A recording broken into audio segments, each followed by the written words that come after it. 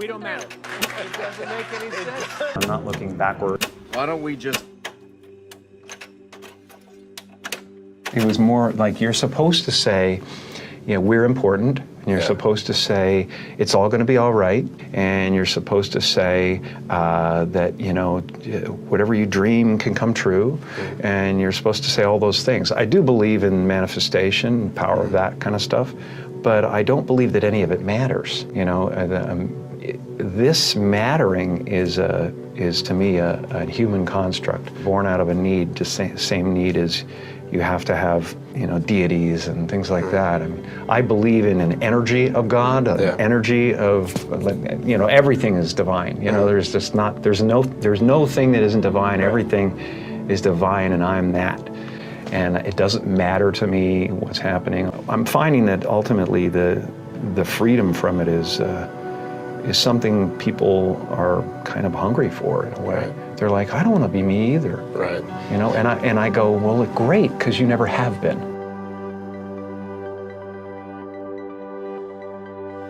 I believe that I had to become a famous, you know, idea and get all the stuff that people dream about and accomplish a bunch of things. You know what that this means, don't you? You know, that look like success in order to give up my attachment to those things.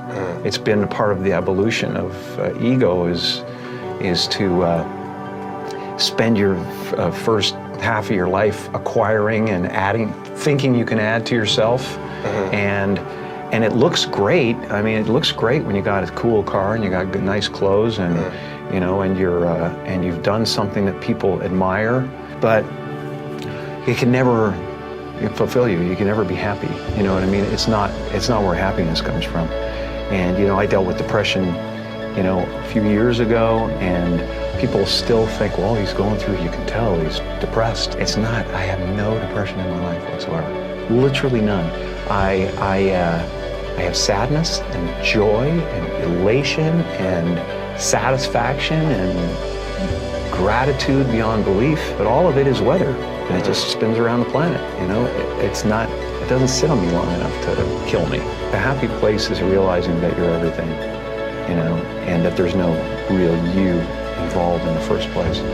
You know, it's a weird little semantic jump that you make where it sounds like, well, that's totally fucking threatening, man. I can't not be me. I built this construct, and it's just ideas. Right. They're just ideas. You know, the only thing that separates you from an African American or an African Canadian is an idea. You know, and the weather, the adaptation to the climate, and whatever it is, I don't believe in any of it. And so the feeling of wholeness is a different feeling than meanness. They're all characters that I played, including Jim Carrey, including Joel Barish, including any of those things. They're all characters. You know, Jim Carrey was a less intentional character, right?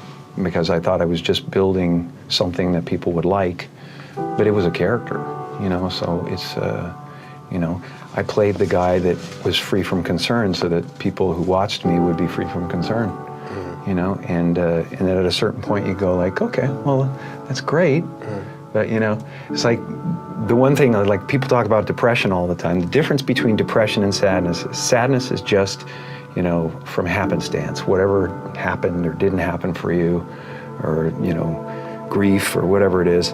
And depression is your body saying, fuck you, I don't want to be this character anymore.